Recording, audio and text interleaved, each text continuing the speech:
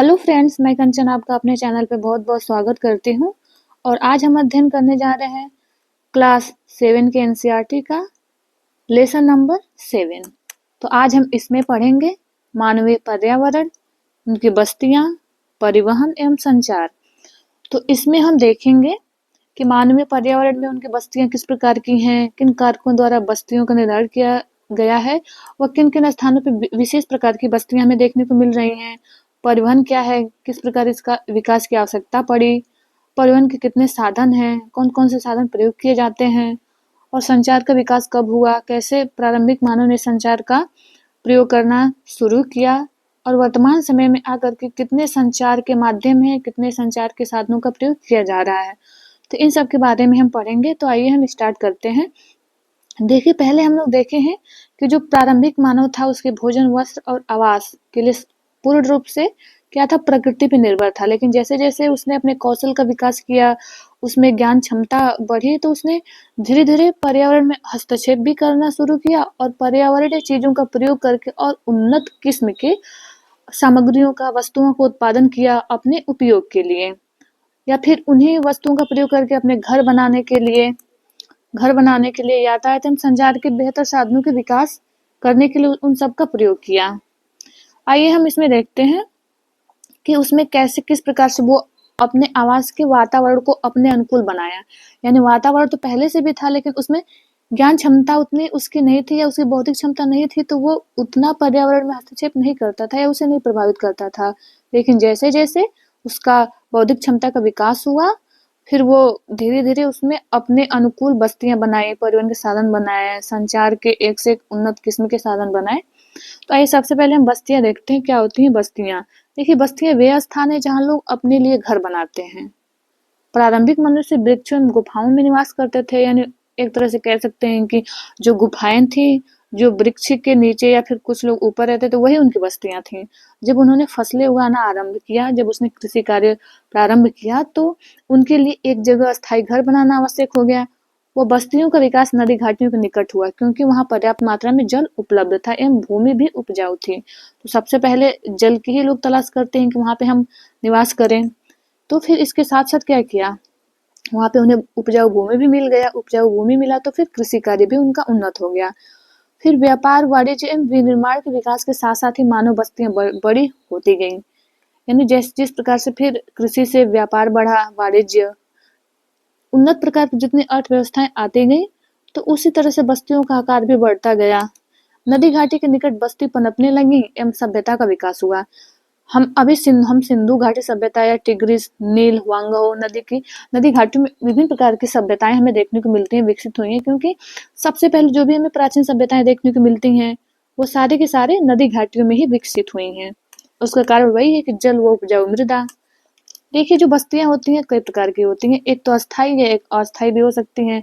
अस्थाई वहीं पे बस्ती देखने को मिलेगी, यानी वहां पे जहाँ पे ना तो प्रकृति का प्रकोप ज्यादा है, जलवायु वहाँ का बिल्कुल अनुकूल है मानव निवास के लिए, मृदा उपजाऊ है, संसाधन पर्याप्त मात्रा में है वहाँ पे उनके जो जीवनचर्या है या उनके निर्वहन के लिए, उनके उपभोग के लिए पर्याप्त मात्रा में संसाधन है वहाँ पे। तो वहाँ के लोग क्या करते हैं, अस्थायी बस्ती बना लेते हैं, यानी बहुत लंबे समय तक वहाँ पे वो निवास करते हैं।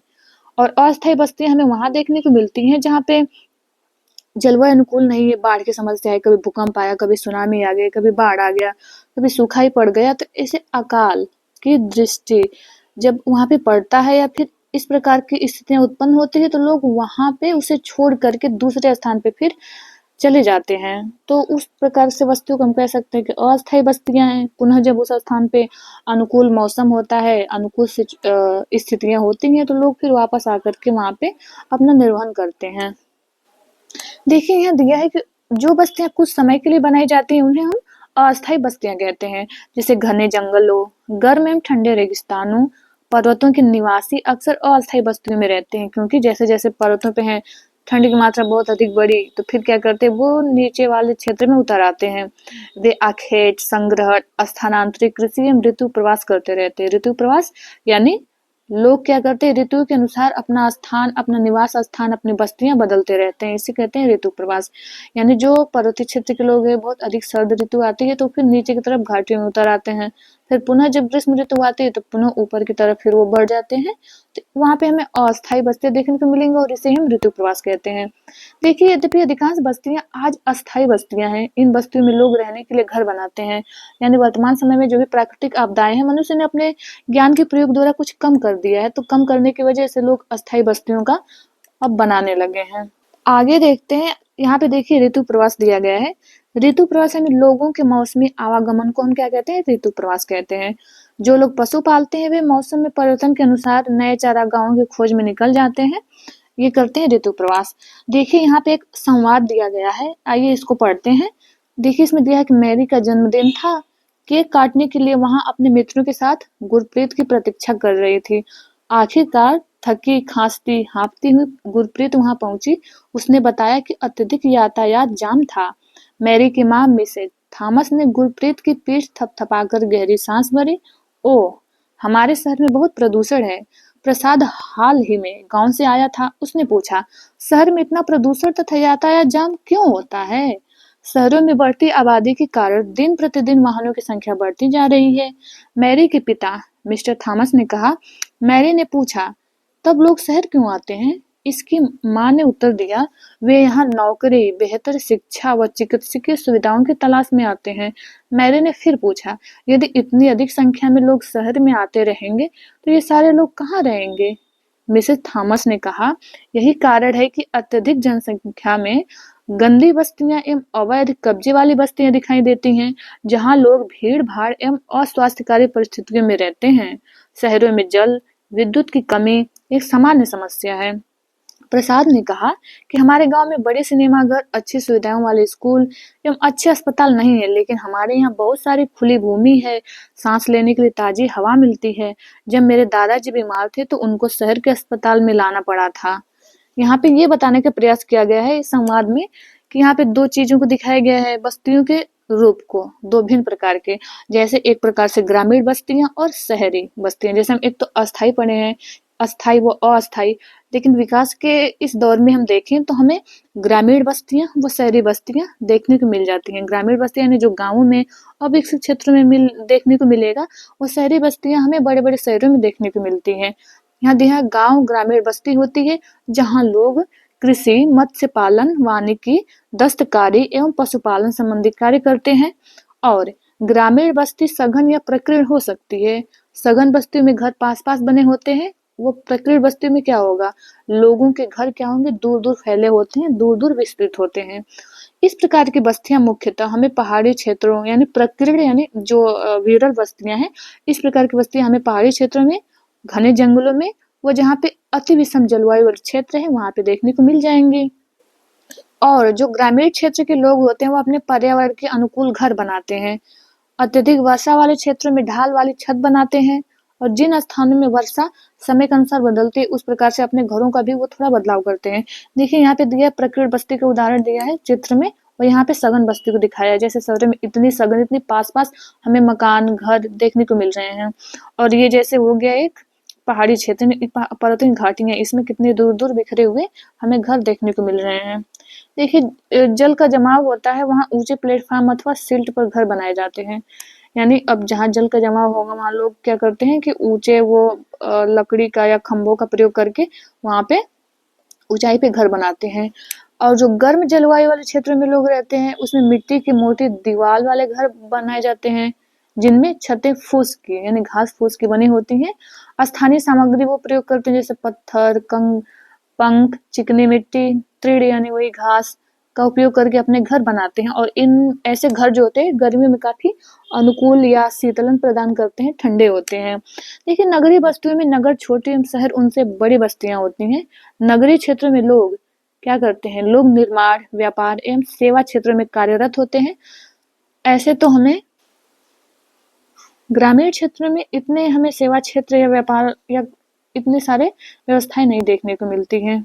आगे आइए हम देखते हैं परिवहन। देखिए जो परिवहन है, परिवहन के साधन का विकास कैसे मनुष्य के द्वारा हुआ, किस प्रकार के साधनों का प्रयोग किया जाता है।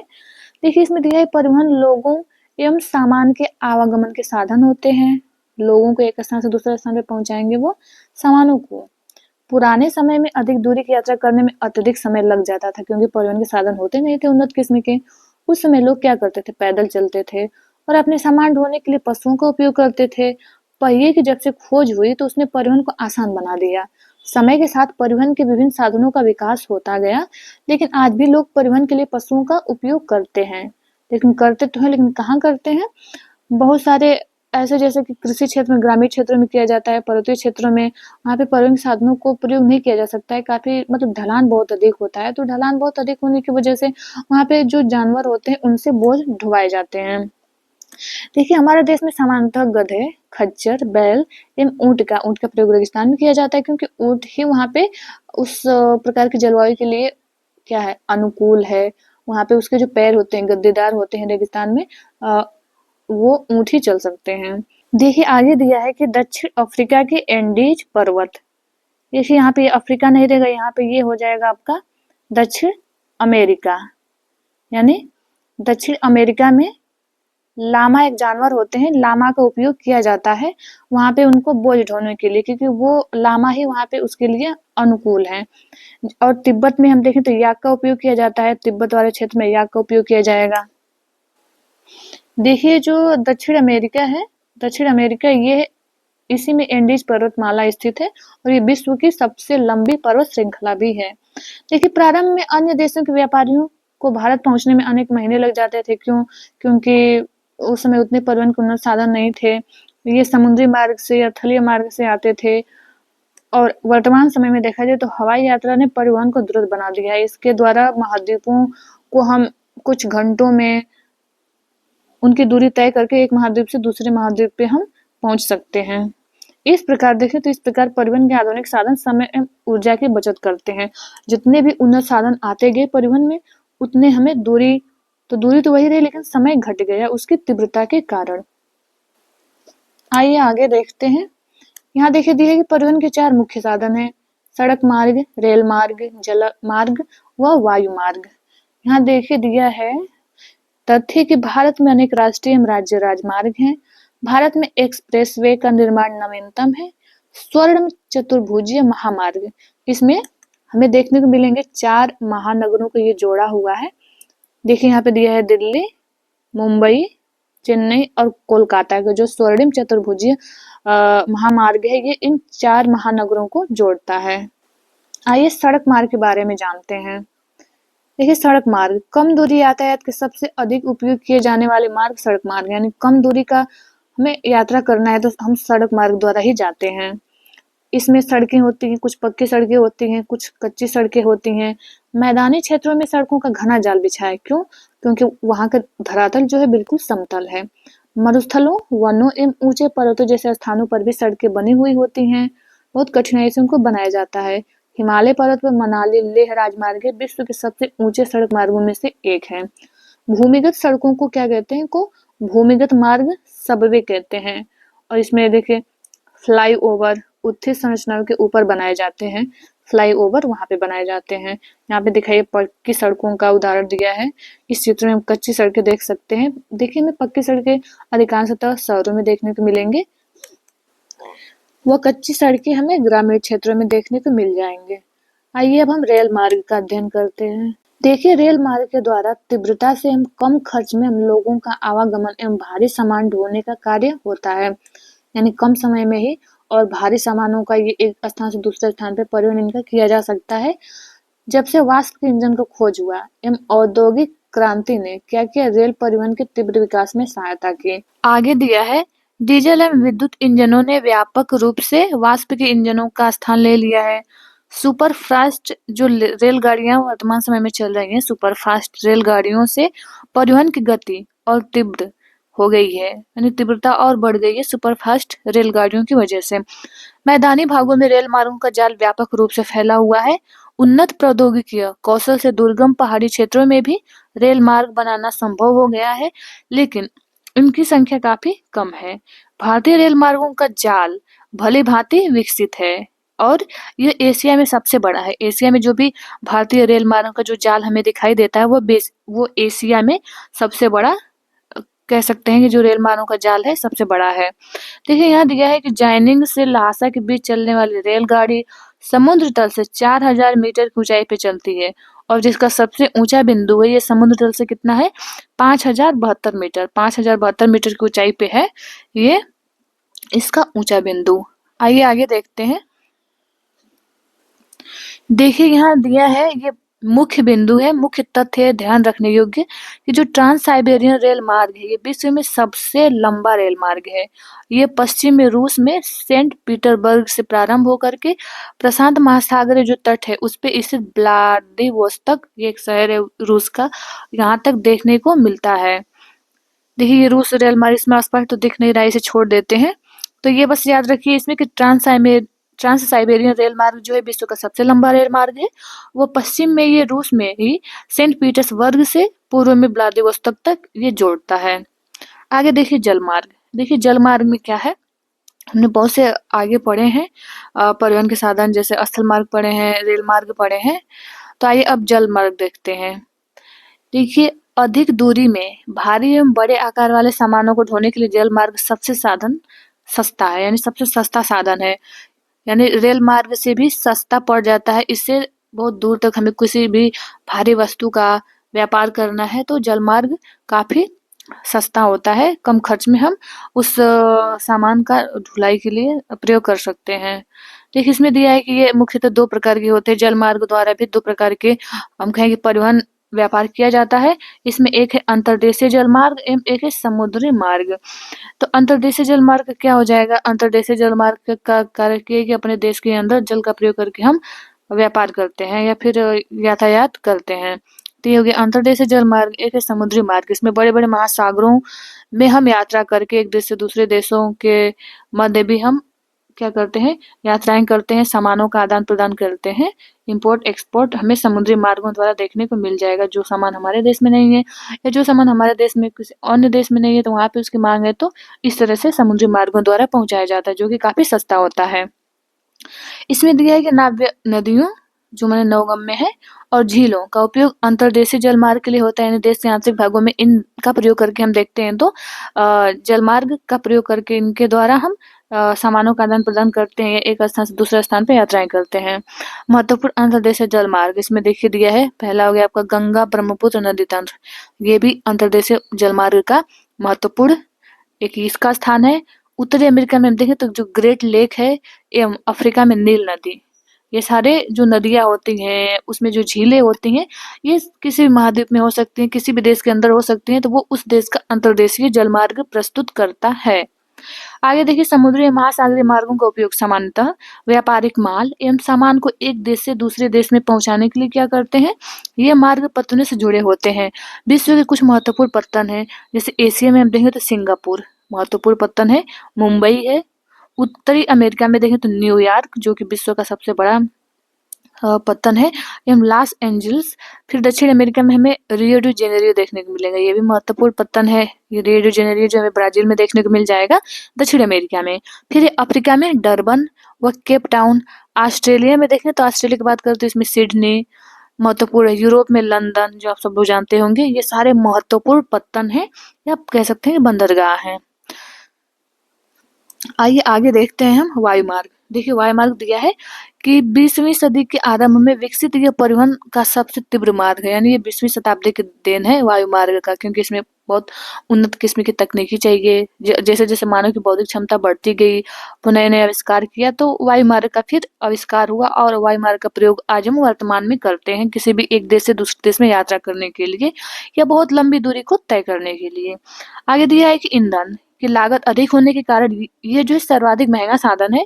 वायु यातायात खराब मौसम जैसे कुहरे तूफान से खूब प्रभावित होता है, यानी कुहरा तूफान मौसम खराब है तो इसमें रुकावट आ जाती है। यह यातायात का अकेला साधन है जो सर्वाधिक दुर्गम एवं दुरूह स्थानों तक पहुंचा जा सकता है। वायु के माध्यम से जाना होता है तो जो धरातलीय रुकावटें हैं, जो धरातलीय कठिनाइयां आती हैं उनको पार करके इसके द्वारा आसानी से पहुंचा जा सकता है। इसमें दिया है कि विशेष रूप से जहाँ सड़क एवं रेल मार्ग नहीं है वहां पे इनका प्रयोग किया जाता है, या फिर बहुत सारे देखिए तो आपातकाल में या ऐसे कोई प्राकृतिक आपदा या विपदा आ जाती है तो जो दुर्गम स्थान है जहाँ पे पहुंचा नहीं जा सकता है रेल मार्ग द्वारा, सड़क मार्ग द्वारा, जल मार्ग द्वारा, तो वहां पे वायु मार्ग का प्रयोग करके तुरंत से तुरंत वहां पे सुविधाएं मुहैया कराने की कोशिश की जाती है। आगे देखिए यहाँ पे दिया है कि हेलीकॉप्टर अगम्य स्थानों एवं संकटकालीन स्थितियों में लोगों को बचाने एवं भोजन, जल, कपड़े एवं दवाएं बांटने के लिए बहुत ही उपयोगी साधन है। यहाँ देखिए दिया है कि कुछ महत्वपूर्ण हवाई पत्तन है, जैसे जैसे हम जल पत्तन पढ़े हैं, और ये हो गया हवाई पत्तन, यानी यहाँ पे जहाज जहाँ रुकते हैं, जैसे दिल्ली हो गया, Mumbai, New York, London, Paris, Frankfurt व काहिरा। आइए आगे हम संचार देखते हैं। देखिए संचार क्या होता है। संचार ये होता है कि दूसरों के पास तक सूचनाएं पहुंचाने की प्रक्रिया है संचार, यानी हम संचार के माध्यम द्वारा अपने बातों को दूसरे लोगों तक पहुंचा सकते हैं। देखिए तकनीकी विकास के साथ मानव ने संचार के नए तीव्र साधनों का विकसित किया और संचार के क्षेत्र में विकास से विश्व में सूचना क्रांति आई। विश्व में जो भी सूचनाएं थी, संचार के माध्यमों का विकास हुआ तो वो पूरे देश में फैल गई वो सूचनाएं, जिनसे बहुत सारे लाभ मिल सकते हैं वहां की जनता को। सूचना प्रदान करने के लिए, शिक्षा तथा मनोरंजन के लिए संचार के विभिन्न साधनों का उपयोग होता है। समाचार पत्रों, रेडियो, टेलीविजन के द्वारा हम बड़ी संख्या में लोगों के साथ संचार कर सकते हैं, इसलिए इनको जन संपर्क माध्यम भी कहते हैं। देखिए सैटेलाइट में संचार में तीव्रता आई है। तेल की खोज, वनों का संरक्षण, भूमिगत जल, खनिज संपदा, मौसम पूर्वानुमान एवं आपदा पूर्व चेतावनी आदि में हमें सैटेलाइट सहायक होते हैं। अब हम इंटरनेट के माध्यम से इलेक्ट्रॉनिक्स मेल या ईमेल भेज सकते हैं। आज सेल्युलर फोन के द्वारा बेतार टेलीफोनिक संचार अत्यधिक लोकप्रिय हो चुका है और इंटरनेट के माध्यम से विश्व भर में केवल सूचना एवं परस्पर समीपता ही नहीं मिली, अपितु इनसे हमारा जीवन अत्यधिक सुखमय भी बन गया है। संचार के माध्यम से लोग अब इन संचार के माध्यम के विकसित से होने से लोग एक दूसरे के विचारों से जुड़ पा रहे हैं। एक देश से दूसरे देश में लोग संचार कर पा रहे हैं, एक महाद्वीप से दूसरे महाद्वीप में लोग संचार कर पा रहे हैं। वहाँ पे क्या हो रहा है, वहाँ पे क्या घटनाएं घटित हो रही हैं, क्या विकास के कार्य हो रहे हैं या हमारे में क्या अभी कमी है, वहाँ के हम ज्ञान को लेकर के अपने यहाँ भी सुधार कर सकते हैं। तो इस प्रकार से संचार का बहुत सारे लाभ हमें वर्तमान समय में देखने को मिल रहा है। देखिए वर्तमान समय में हम घर बैठे ही रेल, हवाई जहाज एवं सिनेमा या होटल तक के टिकट आरक्षित करवा सकते हैं। क्यों? इन्हीं उन्नत संचार के माध्यमों के विकास के कारण। संपूर्ण विश्व में हम इस प्रकार के लोगों के बीच, लोगों एवं सेवाओं तथा संस्थाओं के बीच तीव्र गति से आपसी संपर्क संभव होने के कारण आज हम क्या है, एक बृहद विश्व समाज के रूप में विकसित हो रहे हैं। यानी पूरा विश्व को हम मान रहे हैं कि हमारा समाज है, क्योंकि हम पूरे विश्व से संचार के माध्यम से जुड़ गए हैं वर्तमान समय में, इसलिए। आइए आगे देखते हैं। आइए इसमें कुछ बहुविकल्पीय प्रश्न दिए गए हैं, इस प्रश्नों को हम देख लेते हैं। देखिए इसमें दिया है कि इनमें से कौन संचार का साधन नहीं है। इसमें दिया है टेलीफोन, पुस्तक और मेज। तो संचार का साधन नहीं है मेज। इसमें दिया इनमें कौन सा सड़क का भूमिगत निर्माण है। भूमिगत मतलब भूमि के अंदर। तो देखिए इसमें दिया है फ्लाईओवर, एक्सप्रेसवे या सबवे। तो जो भूमिगत सड़क मार्गों का निर्माण होता है उसे हम क्या कहते हैं, सबवे। आगे दिया है कि किसी द्वीप पे पहुंचने के लिए निम्न में से कौन सा यातायात साधन उपयुक्त है। द्वीप पे पहुंचना है तो हम किसका प्रयोग करेंगे, जहाज का करेंगे, रेलगाड़ी का करेंगे या कार का करेंगे। तो जाहिर सी बात है कि हम द्वीप जल से घिरा हुआ होता है तो उस पे पहुंचने के लिए हमें जहाज का प्रयोग करना होगा। आगे दिया है यातायात का कौन सा साधन पर्यावरण को प्रदूषित नहीं करता है। इसमें है साइकिल, बस या हवाई जहाज। देखिए बस व हवाई जहाज इनके लिए तो हमें ईंधन का प्रयोग करना पड़ता है, लेकिन साइकिल के लिए ईंधन का बस एक गैस के माध्यम से इसमें हम टायर में हवा भर के इसके द्वारा एक स्थान से दूसरे स्थान पे यात्रा कर सकते हैं। तो प्रदूषण रहित जो होगा ये हो जाएगा साइकिल। तो मिलते हैं नेक्स्ट वीडियो में। वो आपसे हम्बल रिक्वेस्ट है कि इस चैनल को सब्सक्राइब कर लें, वो अपने दोस्तों को भी शेयर करें। ये वीडियो देखने के लिए आप लोगों का बहुत बहुत धन्यवाद।